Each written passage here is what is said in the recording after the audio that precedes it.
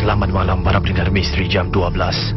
Anda bersama saya DJ Zari Ismail, menggantikan Casey buat 1 minggu ini sebenarnya beliau berbulan madu bersama dengan Fiza O di Jepun. Dalam pada itu juga akan saya sampaikan kisah-kisah yang telah pun anda hantarkan melalui kiriman email misterijam12@gmail.com. Dan tentu sekali malam ini malam yang berbeza dalam keadaan kedinginan dalam konti ini juga merupakan malam Jumaat. Walaupun dalam suasana yang berbeza, akan saya sampaikan kisah yang pertama ini.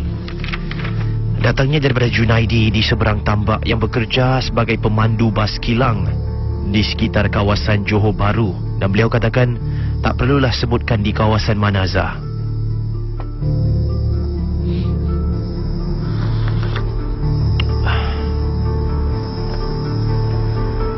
Assalamualaikum Zar. Waalaikumsalam. Saya tinggal di rumah flat 5 tingkat di kawasan Ulu Tiram bersama-sama abang saya yang sudah pun berkeluarga dan mempunyai seorang anak. Saya diletakkan di dalam sebuah bilik berasingan seorang diri, Zah. Suka saya nak menyatakan di sini, pengalaman yang saya alami ini bukanlah saya bermimpi ataupun dirasuk makhluk halus, ya. Saya dalam keadaan sedar pada ketika itu. Dan untuk pengetahuan para pendengar Misteri Jam 12, saya ni bekerja sebagai seorang pemandu bas kilang di kawasan Johor Bahru. Kisah ini bermula pada malam Jumaat yang lalu, Zah. Baru saja berlalu minggu, apabila saya ditugaskan untuk mengambil pekerja-pekerja pulang dari kilang di Tebrau jam 11 malam dan kemudian menghantar mereka pulang ke asrama di Skudai. Seperti biasa, saya tak rasa apa-apalah. Namun begitu pada malam itu terasa macam nak demam, Zah. Tak tahu kenapa. Dan ketika saya memandu, pada mulanya bas saya ni dipenuhi dengan pekerja, riuh dalam keadaan 11 malam. Dan setelah semuanya turun di kawasan asrama di Tebrau, saya terus pulang ke Ulu Tiram seorang diri dalam keadaan bas yang kosong. Beza sungguh suasananya, Zah. Ketika memandu dengan keadaan bas yang penuh dengan orang, dan seketika itu pulang dalam keadaan bas yang kekosongan. Pula berjalan di kawasan highway yang gelap gelita. Tentu sekali anda pernah memandu di kawasan Johor Bahru, dan seketika malam menjelma 12:30 malam, pula malam Jumaat, tentu sekali anda akan dapat rasa perbezaannya. Dalam perjalanan pulang, Zah, saya rasakan seperti, tak tahu, ini mungkin perasaan saya, Zah. Saya rasakan seperti mungkin ada seseorang yang tertinggal dalam bas, tidak turun di kawasan asrama, mungkin tertidur. Ini hanya perasaan saya, Zah. Dan seketika saya pandang di cermin tengah, di center mirror di dalam bas. Saya menjenguk, jengah, tiada siapa pun kelihatan. Namun begitu, pernahkah anda merasakan bahawasanya ada sesuatu di belakang kenderaan anda, walaupun dalam cermin itu anda tak nampak apa-apa? Itulah yang saya rasakan, Zah. Jadi dalam keadaan hendak demam tu, dalam keadaan keseorangan di kawasan jalan raya yang kegelapan, saya memberanikan diri untuk menoleh ke belakang. Perlahan-lahan saya perlahankan bas yang saya memandu tu, dan saya tolehlah perlahan-lahan di arah kiri. Mulanya nampak windscreen, lepas tu ternampak pintu bas, tak ada apa-apa. Tengok ke belakang lagi, sampai ke tempat duduk di halaman pertama, tiada orang. Dan seterusnya saya palingkan mata saya ke belakang bas. Zar, terkejut saya apabila terpandang satu lembaga putih yang tiada kepala berlumuran darah pada bahagian leher, Zah, sedang berdiri di tengah-tengah lorong di dalam bas. Anda bayangkan. Ketika terkejut, saya cepat-cepat mampu mengawal steering bas daripada terbabas ke tepi bahu jalan. Seterusnya mengelakkan diri daripada terjunam ke longkang besar, Zah. Namun itu, saya cepat-cepat berhentikan bas. Saya keluar daripada bas saya tersebut dan saya kipas-kipaskan diri saya. Seolah-olah ternampak sesuatu yang amat menyeramkan. Memang seram pun, Zah. Ketika saya periksa semula di bahagian belakang bas, tak ada apa-apa. Saya nyalakan semua lampu di dalam bas, Zah. Dipasangnya lampu-lampu yang mulanya dipadamkan, saya pasang semula. Dalam ketika itu, bas dalam keadaan kosong kembali, Zah. Saya cepat-cepat masuk dalam bas, bacakan surah-surah yang telah pun saya hafal, dan saya pandu kembali ke Ulu Tiram dalam keadaan yang lebih laju pada kali ini. Nak cepat-cepat sampai ke pulang, nak sampai ke rumah. Ketika sampai di rumah, Zah, saya terus masuk ke bilik tidur. Pintu dikunci rapat, kipas angin berputar dengan ligat, lampu bilik saya padamkan. Masih lagi terngiang-ngiang dalam minda tentang apa yang telah pun saya nampak di dalam bas saya itu. Setelah lengkap berpakaian tidur, saya rebahkan diri ke katil, menarik selimut ke paras leher. Mata saya renung ke siling, Zah. Terbayangkan peristiwa tadi semasa pulang ke rumah. Tiba-tiba, bahu sebelah kiri saya ditepuk seseorang. Tersentak saya. Serta-merta saya melihat menoleh ke arah kiri. Tak ada orang pun di sebelah. Hanya saya seorang saja. Saya pun bangun sambil mengisut-isut bersandar di tepi kepala katil, menoleh ke arah pintu bilik saya. Tak tahulah, Zah, kenapa saya rasa macam nak pandang ke arah sana. Dan anda bayangkan, saya baru saja toleh di arah kiri. Dan seketika itu, saya ingin rasa seperti toleh ke kanan pula. Makanya, saya luruskan badan dan saya toleh ke arah kanan dengan perlahan, Zah. Juga tiada apa-apa. Selamat rasanya. Namun begitu, tiba-tiba saya rasakan bahawasanya saya nak pandang ke kiri semula, Zah. Dan seketika saya mula pandang ke kiri, awal tadi tak ada apa-apa. Tapi kini, ketika saya pandang ke kiri, Zah, saya ternampak di halaman pintu perkara yang sama yang saya lihat di dalam bas, Zah. Makhluk tersebut berdiri di ruang pintu. Dan pada kali ini, makhluk itu menghisut-hingsut bersandar di tepi kepala dan perlahan-lahan merangkak ke arah saya. Saya tergamam, tak tahu apa yang ingin dilakukan. Melihat seolah-olah lembaga itu seperti mayat yang tergantung di tali, separuh badan tiada kaki, hanya beberapa usus yang terjulur ke bawah. Kelihatan jelas dan nyata di bawah samar-samar cahaya lampu tidur. Dan dengan tiba-tiba, mayat itu mengisut-isut ke arah saya, bersuara, Zah, "Tolong lepaskan aku." Dengan kedua-dua tangan dan ususnya melambai-lambai, memanggil saya, Zah, sambil berulang-ulang kali meminta pertolongan. "Tolong lepaskan aku." Dengan rasa menggigil ketakutan, saya menjerit, "Tak! Tidak! Pergi kau dari sini! Pergi! Ah!" Dan pada ketika saya menjerit, pintu bilik itu diketuk seseorang. Makin kuat pintu ditutup, Zah. Diketuk, maaf.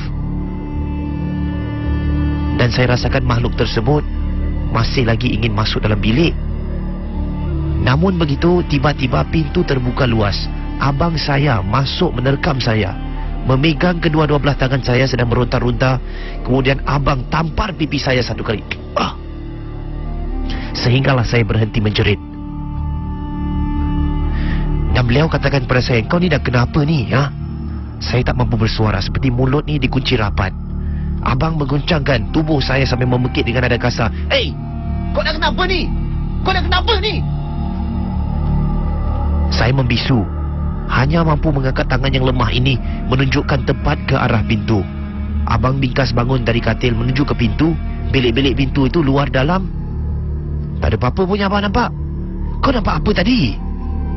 Saya tetap membisu. Cuma jari saya menunding ke arah pintu. "Hei, abang cuma nampak baju kerja kau je lah yang sangkutkan pintu tu. Kau nampak apa?"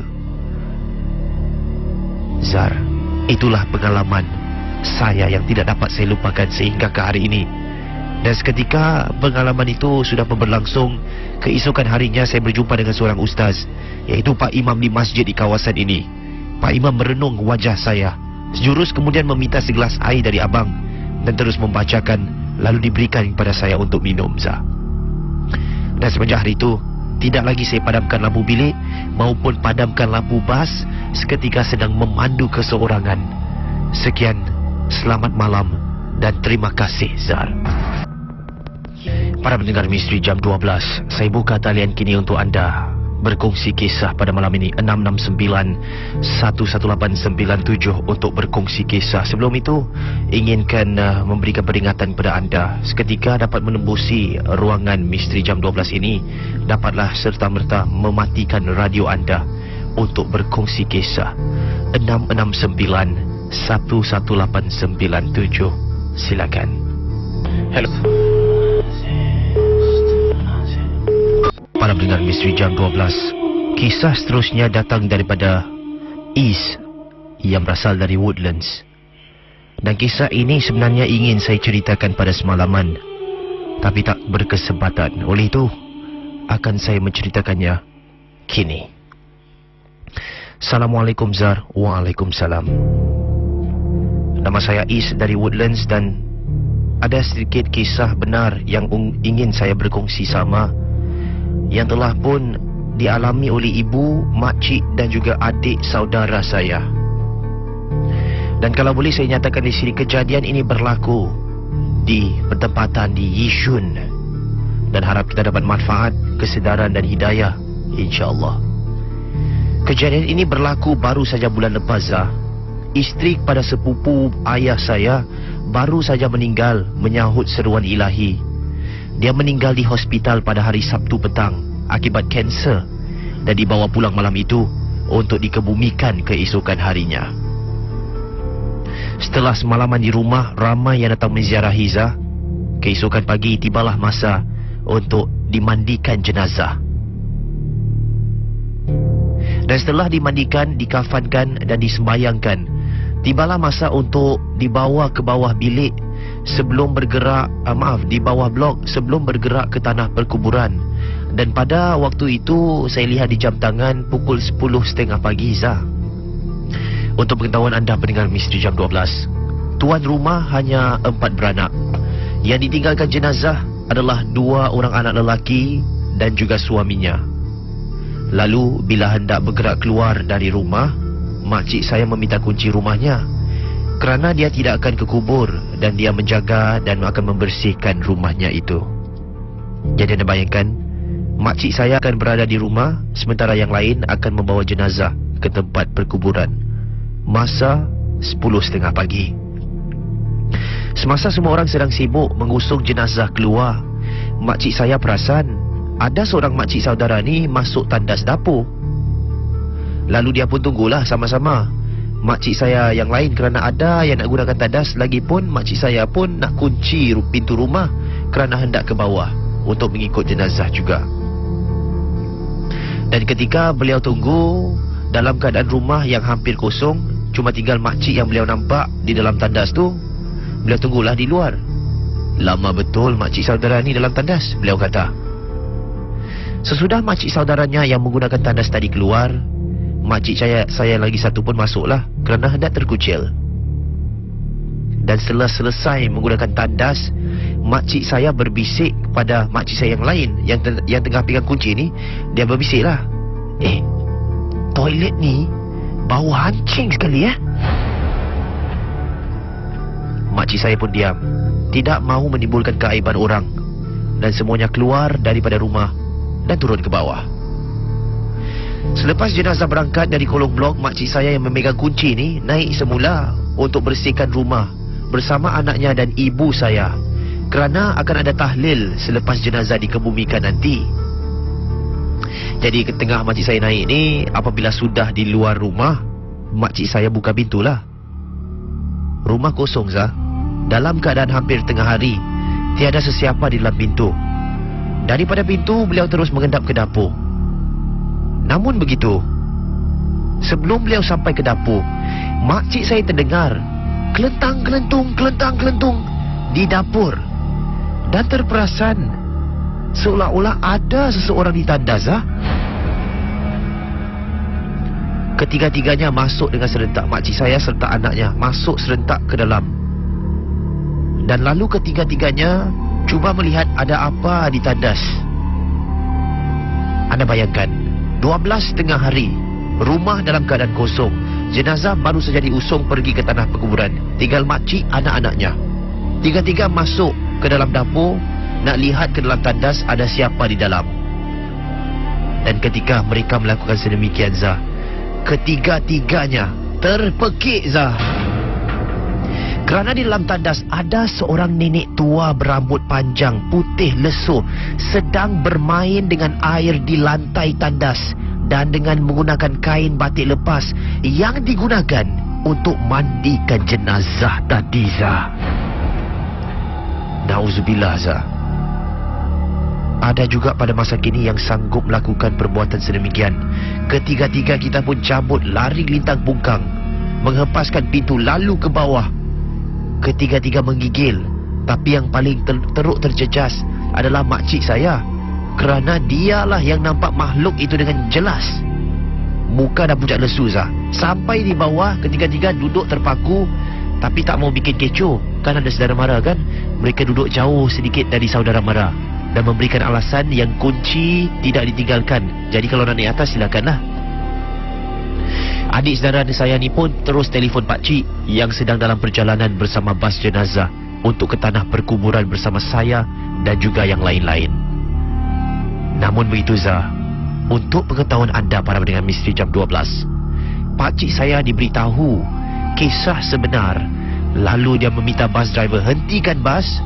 Anda bayangkan waktu tu bas berada di Gambas Avenue. Dia buat U-turn balik ke rumah jenazah. Sampai di blok, pakcik membacakan air untuk makcik, ibu dan adik saudara untuk menyenangkan diri mereka.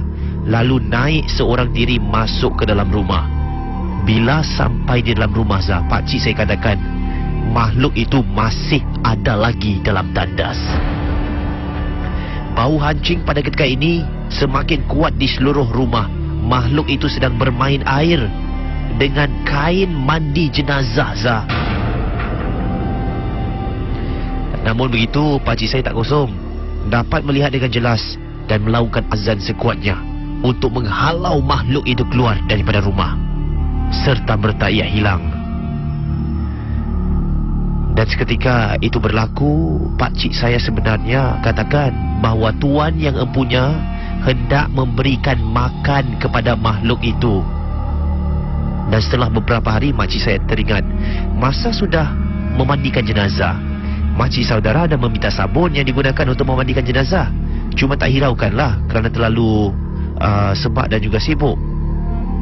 Walaupun kami tak tuduh sesiapa, kami rasakan mungkin ada di kalangan keluarga tersebut yang menyimpan makhluk itu dan sedang memberikannya ia makan seketika jenazah dikebumikan. Walau apapun, kami tak nak menuduh sesiapa pihak-pihak kerana tak ada bukti yang kukuh. Sesungguhnya yang baik ataupun yang tidak itu semuanya datang dari Allah Subhanahu Wa Taala. Beremang bulu rumah saya, Zah, selepas habis typekan kisah ini. Terima kasih dan Assalamualaikum. Waalaikumsalam. Kembali ke udara bersama Zari Ismail dalam Misteri Jam 12 di Ria 897 FM. Dan bersama kami di hujung talian. Hello, siapa di sana?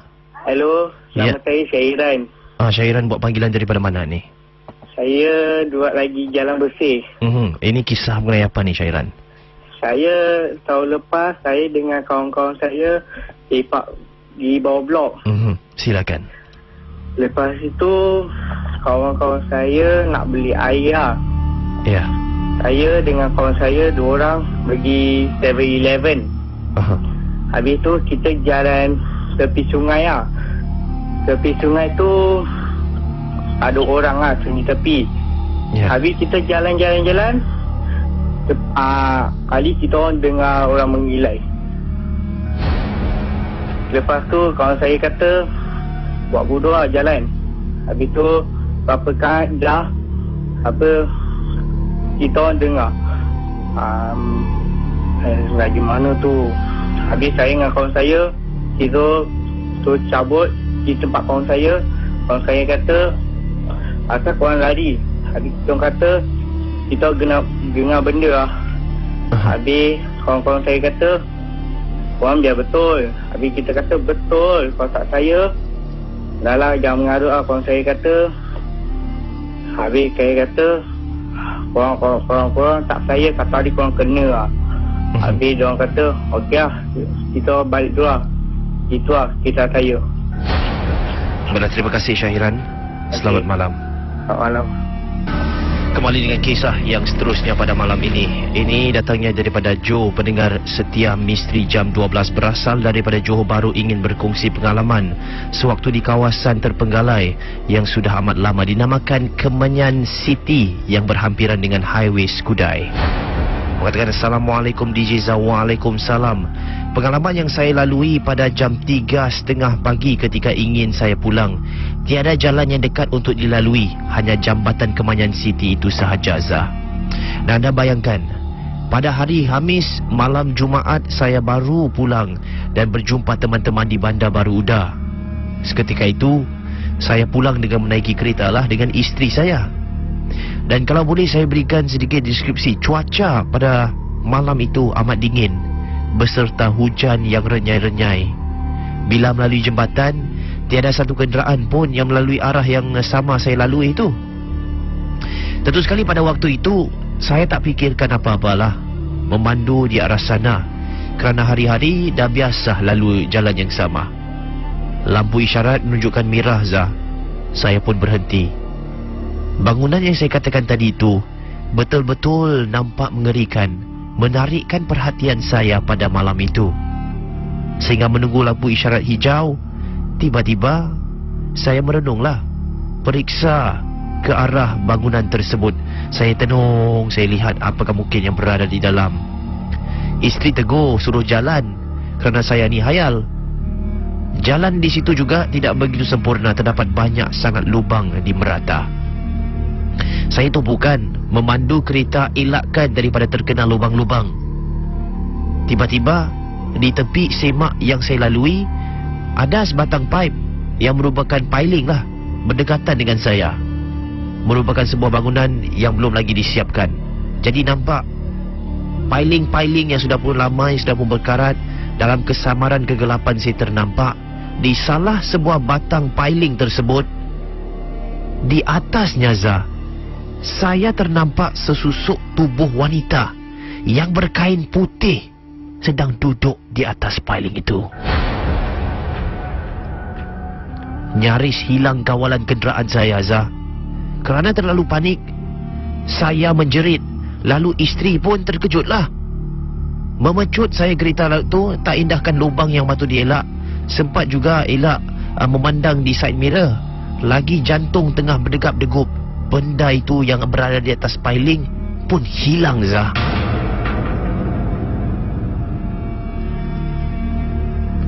Dan itulah, walaupun pengalaman yang tak seberapa ni saya berkongsi bersama anda seketika lalu di arah Kemenyan City, harap berhati-hati agar tidak nampak apa yang telah pun saya alami.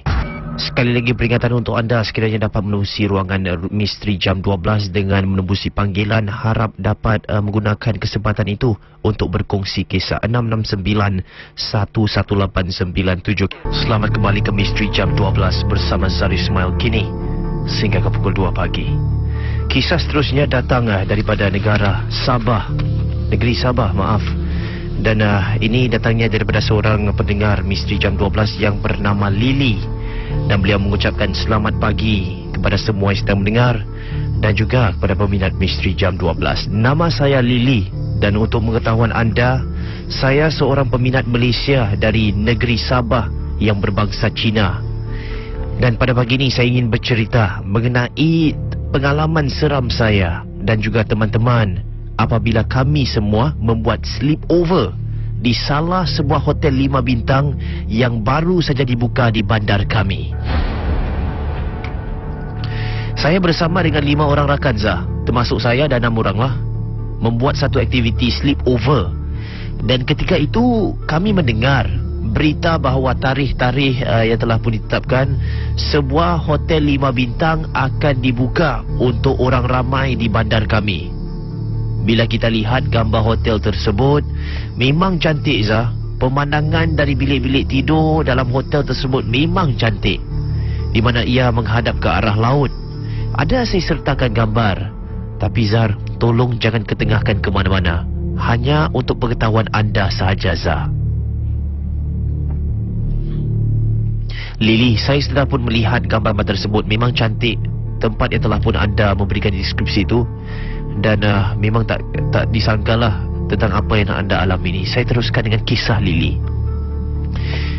Apabila tiba hari yang dimaksudkan, Zah, saya dan kawan-kawan rasa sangat seronoklah. Kami menempah sebuah bilik yang mempunyai 2 buah katil. Jadi 3 orang tidur 1 katil lah. Sampai saja di bilik kami, rasa kagum. Perabot-perabotnya cantik, juga pemandangan tepi laut pun cantik. Kami semua bersemangat sebab cuaca pada petang tersebut tidak begitu panas. Oleh itu, kami buat keputusan untuk pergi ke kolam renang yang terletak di tingkat 13 hotel tersebut. Cantik, Zah. Open air. Dapat menikmati pemandangan bandar. Selepas itu kami balik ke bilik kami. Pada masa kami berada di dalam bilik, masa dah tunjuk pada pukul 6.30 petang. Tapi bila tiba di bilik, saya dan rakan-rakan pun bergilir-gilir lah mandi dalam bilik air itu. 2 orang dalam sekali harung. Biasalah, sama-sama semua wanita, semua perempuan, kawan baik. Jadi apabila tiba giliran saya dan satu lagi rakan yang lain, kami mengambil barang-barang keperluan toiletries dan bawa masuk ke dalam bilik mandi. Rakan-rakan yang lain pula sedang santai menonton TV. Ada yang bermain iPad. Kami pun mula mandi dahulu. Selepas mandi, rakan saya yang satu ni habis mandi dulu. Dia keluar daripada shower curtain dan menyalin pakaian di tandas. Tidak lama kemudian saya pun siap mandi dan saya pun melapkan keringlah badan saya pakai bathrobe. Saya pun menuju ke arah sinki untuk mencuci muka saya. Anda bayangkan kami berdua di dalam tandas bilik hotel tersebut. Sedang saya cuci muka, rakan saya yang tadi bersantai di bilik tiba-tiba buka pintu tandas. Saya terperanjat sebab dia bawa iPad-nya bersama dan seolah-olah merakamkan saya. Dia cakap, tak apa, kita nak buat vlogging, nak letak kat Facebook. Saya tak bantah lah, sebab pada masa itu saya pakai bathrobe masih lagi tertutup. Jadi kalau nak rakam silakanlah, tak ada masalah. Dan apabila sudah selesai kesemuanya, sudah tukar pakaian semua, saya dan rakan-rakan bersantai dalam bilik tersebut. Pergi ke rakan saya tadi yang telah pun merakam saya, pinjam iPad-nya. Saya nak lihatlah apa yang beliau rakamkan tadi. Saya melihat balik rakaman tadi yang telah pun rakan saya buat. Zar, saya terperanjat. Dalam rakaman tersebut, kalau boleh saya berikan, adalah rakan-rakan saya membuat aksi lucu di atas katil, loncat-loncat. Tapi pada masanya merakamkan saya di dalam tandas, saya perhatikan betul-betul, Zar. Semasa saya menoleh ke arah kamera iPad yang merakamkan saya dan juga teman saya, refleksi di cermin berada di hadapan tidak bergerak, Zah. Hanya melihat ke hadapan. Padahal sepatutnya kalau saya toleh ke tepi, refleksi pun mesti toleh ke tepi lah, kata mirror image. Tapi tidak. Saya toleh ke tepi. Saya perhatikan wajah di hadapan sama seperti wajah saya, Zah. Tapi benda tersebut seolah-olah memandang ke arah saya dengan perasaan yang marah dan terbeliak. Hampir-hampir saya jatuhkan iPad tersebut. Dan rakan-rakan saya yang lain melihat, berkata dalam bahasa Inggeris, "Lily, what happened? You look spooked." Saya tak berkata apa-apa dan hanya menunjukkan ke arah iPad tersebut. Rakan-rakan saya mengambil iPad tersebut, sama-sama melihat rakaman video. Dan apabila tiba saat saya menoleh ke dalam rakaman tersebut, saat saya toleh ke arah kamera, kawan-kawan semua saya terbegit, tertanya-tanya, "Huh? Do you see that? Do you see that not? Do you see that not? What the hell?" Rakan-rakan yang lain semuanya menjadi takut dan panik. Dan ketika itu berlaku, tiba-tiba dalam bilik mandi air terbuka, lampu ditutup dan dibuka, Zah. Anda bayangkan kami berenam, walaupun dalam keadaan yang ramai, semuanya sudah pun takut. Dan rakan saya yang satu berkata dalam bahasa Inggeris, Okey, we all have to relax. Kita semua harus bertenang. Saya ada satu cadangan, kita minta tukar bilik kat bawah nak. Kita semua bersetuju, ramai-ramai turun ke bawah minta tukar bilik. Apabila menukar bilik, pekerja hotel tersebut mengatakan yang bilik semuanya sudah penuh, tak boleh ditukar. Terpaksalah kami duduk dalam bilik tersebut dan bersyukur kerana tidak ada lagi gangguan semasa kami balik semula ke bilik tersebut. Namun begitu, hati rasa tak puas. Apabila kami hendak check out pada keesokan harinya, sempat saya bertanya kepada seorang chambermaid yang kebetulan ingin memasuki sebuah bilik untuk membersihkan. Jadi kami pun bilanglah. Dia kata pada minggu pertama hotel tersebut dibuka, terdapat seorang perempuan dan teman lelakinya yang menggunakan bilik tersebut.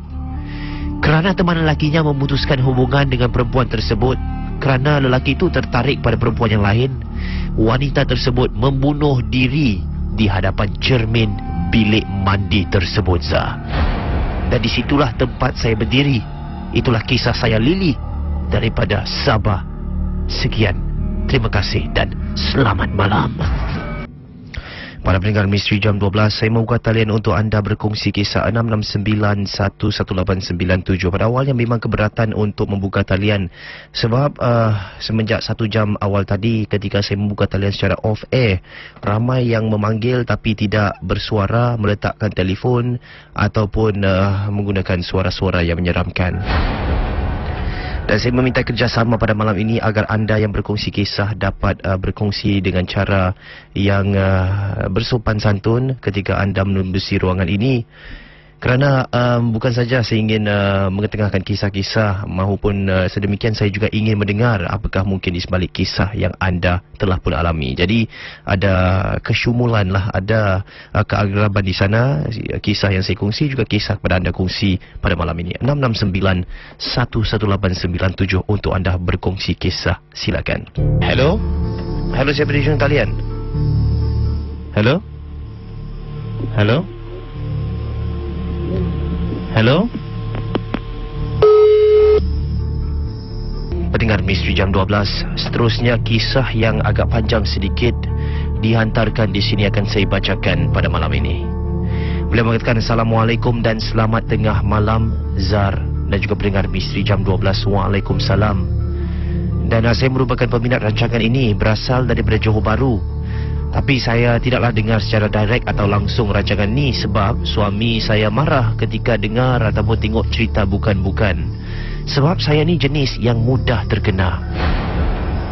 Jadinya saya akan tonton di YouTube saja. Itu pun saya dengar di waktu rehat pejabat dengan menggunakan handphone dan juga earpiece. Jadi kejadian misteri saya ni agak panjang, harap anda bersabar seketika mendengarnya. Bermula semasa saya di sekolah menengah, Zah, di tingkatan 2 tak silap saya.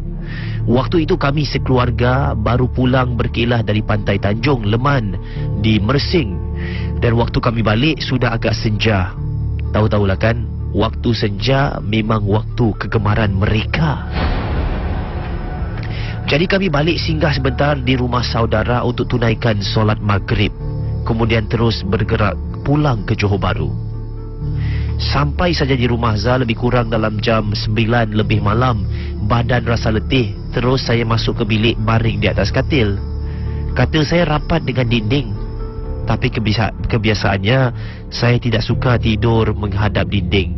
Saya tidur mengiring keluar. Dan tak berapa jam kemudian terus saya terlelap, Zah. Entah macam mana tengah-tengah tidur tu tiba-tiba saya tersentak dari tidur. Dalam kegelapan malam, hanya samar-samar dari dapur.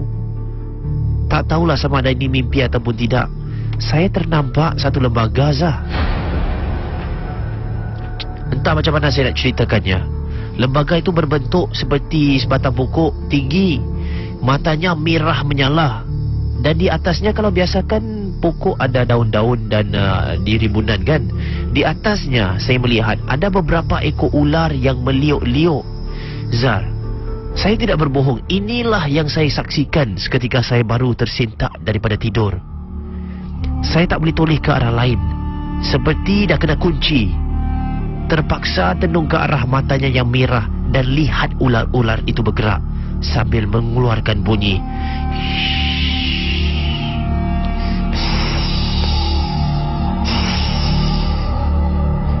Betul Zar, saya tak bohong.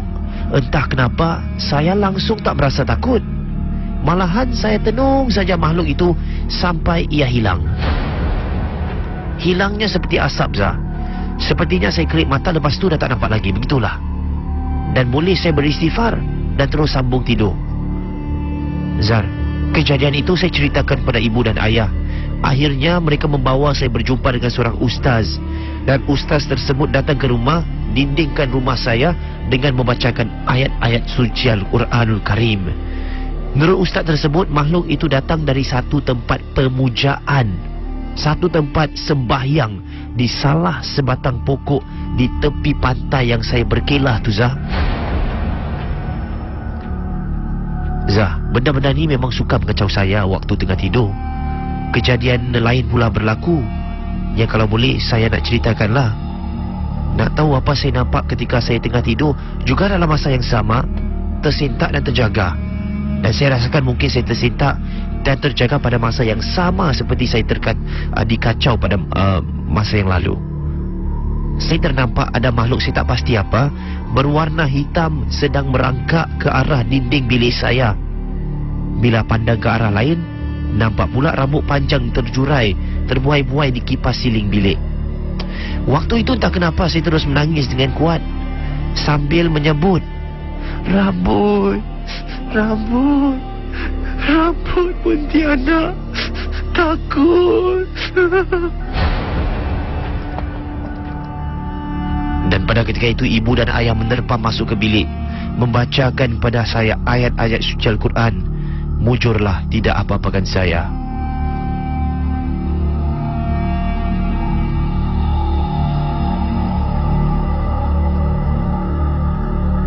Saya tidak pasti apa yang saya nampak Zah. Mungkin apa yang saya lihat tu mungkin dalam permainan minda. Mungkin ini yang dinamakan roh kita yang melihat, merasa. Ketika itu berlaku pada saya, badan saya kaku, tak mampu bergerak. Hanya saya mampu menyebut Allah, Allah, Allah. Itu saja Zah. Namun begitu, ketika ustaz tersebut datang kembali untuk periksa saya pun ialah langsung berubat dengan ustaz, dengan pakar lain atas saranan teman-teman. Dan ketika saya pergi ke salah satu pakar ni, pakar itu mengatakan bahawasanya saya ni pewaris saka. Saya rasa mungkin ada betulnya juga sebab arwah nenek moyang saya dulu merupakan bidan dan bomoh. Yang datang pada saya itu katanya adalah polong moyang saya. Saka saya terlalu banyak Zah, hingga kan saya terpaksa berulang kali untuk membuang kesemuanya itu. Dan sedang saya dalam tempoh rawatan, satu malam saya didatangi lagi oleh saka moyang. Sedang tidur tiba-tiba saya bermimpi. Entahlah nak kata mimpi atau realiti, tapi rasanya macam betul. Keadaan situasi semuanya sama. Apa yang ada di bilik itulah yang saya nampak. Katil saya pun sudah diubahkan kedudukannya. Kepala katil saya dihimpit ke dinding. Jadinya bila saya berbaring, kepala saya di bahagian kepala katil. Begini sedang saya tidur terlentang ketika itu. Seakan-akan dia amang terjaga dan sedar. Saya nampak Zah, macam ada benda putih keluar dari dinding di atas kepala saya. Merangkak atau terbang perlahan-lahan, saya tak pasti. Tapi apa yang pasti, kata pakar itu, polong merupakan saka nenek moyang susah nak buang Zah. Dan katanya lagi benda tu tak suka saya berubat dan membuang saka-saka dalam badan. Sekarang saka saya semuanya tidak ada selepas menjalani beberapa rawatan-rawatan daripada pakar-pakar. Dan itu saja yang ingin saya kongsi pada malam ini. Mungkin pada anda yang mendengar rasakan tidak begitu takut, tapi saya berikan pengesahan. Inilah saka yang saya alami. Dan mungkin pada anda yang belum lagi menghadapi perkara sedemikian, tidak dapat mungkin merasakan apa yang saya rasakan kini. Terima kasih Zah dan selamat malam. Meremang seketika mendengarkan rakaman awal tadi. Yang seketika anda mendengar itu bukan satu lakonan, itu satu perkara yang benar-benar berlaku. Dikirimkan melalui kiriman email dan DJ Casey mengambil rakaman audio tersebut dan membuatnya menjadi sebuah trailer yang telah pun anda dengar awal tadi. Baiklah, juga peringatan kepada anda yang ingin memberikan email, harap dapat pendekkan jarak email anda. Ketika anda mengarang tulisan tu, seketika anda sudah pun menjangkau hampir 4 page kalau anda menuliskan kisah anda tu, itu mungkin terlalu panjang. Kini saya membacakan sebuah kisah yang seterusnya, datangnya daripada seorang pendengar dari Singapura.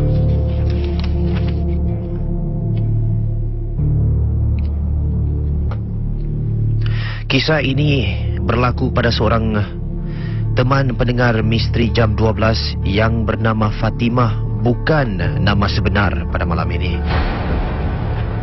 Dan beliau katakan, Assalamualaikum Zar dan selamat malam. Waalaikumsalam. Saya bekerja sebagai seorang guru di salah sebuah sekolah di Singapura, dan saya rasa tak perlulah saya sebutkan sekolah di mana.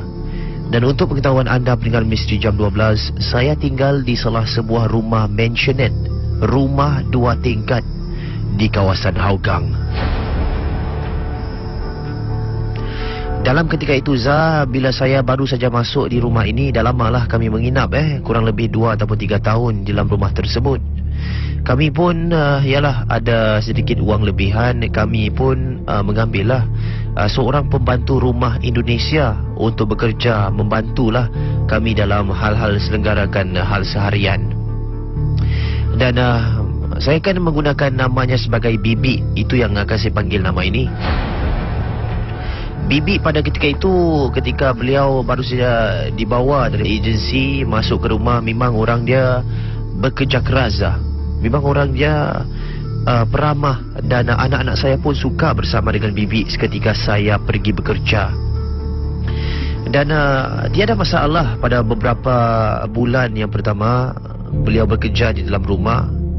Namun begitu, sejak kebelakangan ini baru saja berlaku, saya berkongsi kisah, ada sedikit gangguan yang berlaku dalam rumah saya. Saya tak pasti sama ada ini antara bibi saya ataupun sebaliknya, saya tak tahulah. Pada masa itu suami tidak ada di rumah. Saya berada keseorangan diri. Suami membawa anak-anak pergi menonton wayang lah pada hujung minggu. Dan pada ketika itu jam menunjukkan tepat pada pukul 11.30 malam. Saya di ruang tamu di daerah bawah sedang menonton televisyen lah. Baru saja habis marking kepenatan. Apa yang saya tahu, bibi pada ketika itu sudah pun letih, tapi masih lagi melakukan hal-hal seharian di dalam dapur. Tak silap saya, beliau sedang mengemas dapur lah. Saya tak pasti apa yang beliau lakukan di sana, tapi saya tak kacau. Kurang lebih saya duduk di sana. Beberapa minit kemudian tibalah rasanya macam ngantuk pula, nak tidur Zah. Mata ni dah ibarat berat pula. Saya panggil pada bibi, Bibi, Bibi, saya nak tidur ni. Saya dengar suara bibi di dalam dapur mengatakan, Ya mak. Begitu saja. Namun begitu, saya sedang menonton sebuah drama di kaca televisyen lah. Jadi saya rasakan macam sayang lah kalau saya tinggalkan sementara untuk tidur. Saya nak habiskan drama yang sedang saya tonton ni. Dan itulah yang saya lakukan Zah. Dengan menahan mata saya yang sedang memberat ni, saya duduk, saya menonton sehinggalah ke pukul 12.30 malam. Pada ketika itu bibi keluar daripada dapur. Keluar, beliau terus naik ke atas Zah. Dan ketika beliau berada di atas tangga, beliau naik atas tu, saya bertegurlah kepada bibi, Bi, lampu dapur dah off belum? Saya mengatakan sedemikian sebab saya nampak lampu dalam dapur tu masih lagi dinyalakan. Namun begitu, bibi tak mengata apa-apa, seolah-olah mengendahkan saya. Langsung saja naik ke atas. Saya fikir mungkin beliau penat lah, jadi saya tak kacau. Saya lihat beliau naik ke atas, masuk ke biliknya. Saya buat bodoh. Saya sambung menonton program televisyen yang telah pun saya katakan awal tadi. Selang beberapa minit, tiba-tiba rasa seperti nak terkucil pula Zar.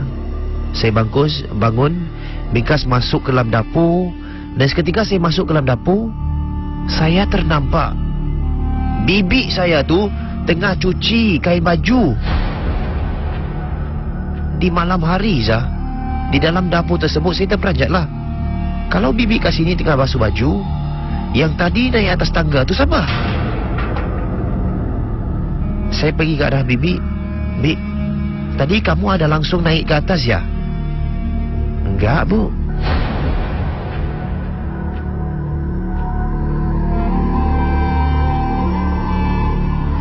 Pada masa itu, jantung saya berdegup dengan kencang, Zah. Saya melihat ke arah raut wajah bibi. Nampak mukanya raut wajah ikhlas, Zah. Seolah-olah tidak berbohong. Saya tidak mengatakan apa-apa. Saya katakan, tabah kamu, sudahlah, jangan bekerja lagi. Pergi naik ke atas. Kenapa, Bu? Apa Ibu nampak? Saya tidak mengatakan apa-apa. Saya langsung pada malam itu, saya tunggu. Saya tak tidur. Tunggu sampai suami dan anak-anak balik pada pukul 1 pagi, Zah. Pada ketika itu, ketika bibi sudah masuk ke dalam bilik tidur, saya membisikkan kepada suami. Suami pula tak percaya kepada saya, Zah. Dia katakan, awak ni jangan macam-macam lah. Jangan bukan-bukan lah. Jangan takut-takutkan anak pula. Nanti apa nanti anak fikir. Sampailah ke sekarang, saya tidak memberitahu sesiapa, tapi berkongsi kisah pada malam ini di Misteri Jam 12. Saya ingin mendapat pandangan, Zah. Apakah mungkin yang telah pun saya lihat? Saya rasa apa yang saya lihat tu bukan permainan minda. Saya betul-betul nampak raut wajah macam bibi, pakaian macam bibi naik ke atas untuk pergi masuk ke dalam dalam bilik. Adakah mungkin bibi saya ni pengamal sesuatu, Zah? Apakah pandangan anda pendengar Misteri Jam 12? Kongsi bersama saya dan juga Fatimah yang telah pun berkongsi kisah pada malam ini. Terima kasih dan selamat malam. Kisah seterusnya datang daripada seorang pendengar yang tidak meletakkan namanya di sini, tapi beliau mengatakan, Assalamualaikum Zar. Waalaikumsalam. Cerita yang ingin saya kemukakan begini. Terjadi pada diri saya, telah berkahwin dengan keluarga yang mana bekas arwah ibu mertua saya mempunyai saka, Zah. Dan pada awal perkahwinan memang saya tidak tahu rahsia keluarga mereka. Tapi setelah anak ketiga saya lahir, barulah rahsia itu terbongkar. Kalau Zara ingin tahu, tahun ketiga perkahwinan kami, macam-macam masalah yang berlaku, Zah. Kita tinggal sebumbung bersama ibu mertua dan juga adik ipar. Rumah tangga kami jadi huru-hara. Ada saja yang tak kena. Suami pula tu selalu pergi outstation keluar negara kerana tugasnya sebagai pipe inspector. Yang peliknya, Zah, bila suami saya tiada di rumah, pulangnya saya dari kerja, semua masuk bilik. Bila saya masuk bilik, mereka semua keluar menonton televisyen. Saya mengalah aja, Zah. Baik saya melayan anak-anak saya di dalam bilik. Lagipun pembantu rumah saya sudah uruskan makan minum anak-anak. Jadi tinggal saya nak tidurkan mereka sahaja. Dipendekkan cerita, bila saya melahirkan anak ketiga, saya mengalami pendarahan tidak berhenti-henti, iaitu tumpah darah lah. Muka saya jadi pucat. Lepas 2 minggu saya kembali bertugas. Kerana pada masa itu anak ketiga tidak ada cuti bersalin. Pagi saya akan hantar baby ke rumah ibu di Tua Payoh dan akan mengambil baby pulang kembali selepas pekerjaan. Begitulah rutin harian saya, ulang alik dari Bukit Panjang ke Tua Payoh dan sebaliknya. Suatu hari itu, semasa saya menaiki teksi, taksi driver tu ada bagi tahu yang muka saya ni pucat dan perut saya juga ada masalah pada ketika itu. Lagi satu, Zah, dia kata juga dalam rumah saya ada 2 orang perempuan yang jahat. Ini taksi driver yang berbual dengan saya, Zah. Hairan juga. Macam mana dia tahu? Itu kan ibu mertua dan adik ipar perempuan saya. Driver tersebut ingin berjumpa dengan suami saya. Maka saya aturkan pertemuan kami secara rahsia, yang mana dia membawa istrinya dan saya bersama dengan suami. Untuk pengetahuan Zar, driver itu berbangsa Cina dan menganut agama Taois. Dia kata pada suami bahawa dalam bilik saya ada sesuatu tidak baik. Jadi kalau boleh, katil dan almari dialihkan. Padahal, Zah, Bila malam saya tidur, rasa macam ada orang nak buka pintu, gegarkan handle pintu. Selang beberapa minggu kemudian, saya ikut cakapnya. Bapa saya memberitahu pada saya, Ayu, muka kau ni pucat sangat. Mungkin bapak mentua atau mak mentua kau ada pelihara benda yang tak baik tak? Berderau darah saya mendengar kata-kata bapa saya itu, Zah. Ayah saya membawa saya berjumpa dengan pengamal perubahan. Zah nak tahu apa tak? Memang benar kata-kata ayah saya itu, bahawa ibu mertua saya ada memelihara saka, Zah. Semangat saya telah diambil semenjak saya baru berumah tangga lagi. Pengamal perubatan itu cuba memulihkan semangat saya kembali. Dan Alhamdulillah, perasaan yang dulunya takut-takut kini boleh juga saya memberanikan diri.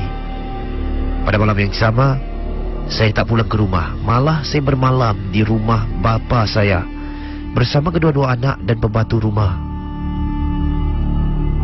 Dan kami pulang pada keesokan harinya.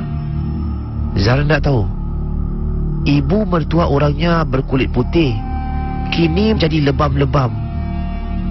Dia sekarang takut Zah hendak berhadapan dengan saya, takut hendak bertentang mata dengan saya. Mungkin dia tahu rahsia dia sudah pun diketahui oleh keluarga saya. Rumah saya pula, ketika saya tinggalkan, saya kembali ke rumah, ada 2 garisan hitam di kaki lantai tanpa putus. Dan bilik saya ketika saya periksa, seperti ada orang mencalit-calit dingin dengan warna hitam. Ini membuatkan saya berfikir balik, kenapa saya tidak perasan sebelum ini? Baru saya tahu, Zah, gambar sewaktu saya bersanding dulu, dia tidak pernah tengok kamera. Matanya akan melirik ke tepi. Ke semua gambar macam itu pula.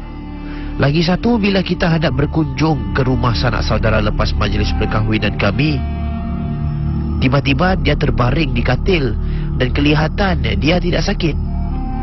Bapa mertua dan adik ipar bersama suami cuma berdiamkan diri saja. Kami pun tak jadi ke mana-mana. Dan pernah juga, kalau boleh saya singkap di sini, satu pagi di hujung minggu, semasa dia duduk bersila memotong sayur, matanya merah dan bengkak. Saya tanya pada adik ipar, kenapa dengan mata mak? Nak bawa ke doktor tak? Adik ipar cuma kata tak ada apa-apa, mak memang macam itu. Hairan kan, Zah? Setiap malam selepas maghrib, ibu mertua akan keluar dan pulang lewat malam. Keadaan dalam rumah juga huru-hara dan kacau bilau. Anak-anak saya selalu berkata, Zah, takut mama, takut ada momok dalam bilik. Dan hampir setiap bulan, kedua-dua anak saya akan bergilir-gilir demam panas. Untuk dipendekkan cerita, rumah tangga kami tidak kekal. Akhirnya kami bercerai setelah saya melahirkan anak ketiga selang 3 bulan kemudian. Namun begitu, Zah, gangguan saka bekas ibu mertua saya tidak berhenti di situ saja, malah terus mengganggu ibu, adik dan diri saya sendiri. 2 tahun saka, iaitu nenek pulung, didampingkan dengan saya tanpa pengetahuan saya. Padamlah badan saya rasa berat dan selalu saja ada tanda lebam-lebam. Dan kadang-kadang saya ketawa bersama teman-teman macam nenek tua, Zah. Ini teman-teman yang katakan pada saya ni, saya ketawa macam nenek tua. Saya cuma pergi mencari pengamal perubatan yang lain untuk mengubati diri saya sendiri, kerana gangguan saka itu telah memutuskan hubungan saya bersama ibu dan ayah saya sendiri. Pada satu hari, teman lama waktu di sekolah dulu membawa saya berjumpa dengan pakciknya. Pakcik teman saya itu pernah menuntut ilmu perubatan di Thailand. Saya pun membawalah gambar bekas ibu mertua, dan pakcik teman saya itu mengikat benang di limau purut. Bawahnya ada semangkuk air. Diserunya nama bekas ibu mertua dan katanya, kalau kau ada memelihara pontianak, pusinglah. Penanggal, pusinglah. Tolong pusingkan sekarang. Zar, limau yang diikut itu, limau yang beliau letakkan di atas air itu berpusing-pusing, Zah. Masya Allah, banyak betul saka yang dipelihara. Bukan itu saja, ada pulung, ada tuyul, dan lain-lain. Alhamdulillah dengan bantuan pakcik teman saya itu, dapatlah dibuang polong yang berdamping dengan saya. Zar, saya pasrah dengan dugaan ini. Mungkin Tuhan menguji saya, walaupun berat, tapi dapat juga saya mengharunginya dengan sebaik mungkin. Dan itulah kisah saya. Dan untuk pengetahuan anda, anak perempuan saya kini berusia 22 tahun. Inilah anak yang ketiga yang seringkali dikacau selepas saya mengetahui ibu mertua menyimpan saka. Kisah-kisah yang anda dengar merupakan misteri jam 12. Tidak ada sebarang bukti yang boleh mengesahkan kebenarannya. Baiklah para pendengar misteri jam 12, selamat malam daripada saya Zar Ismail di Ria 897 FM.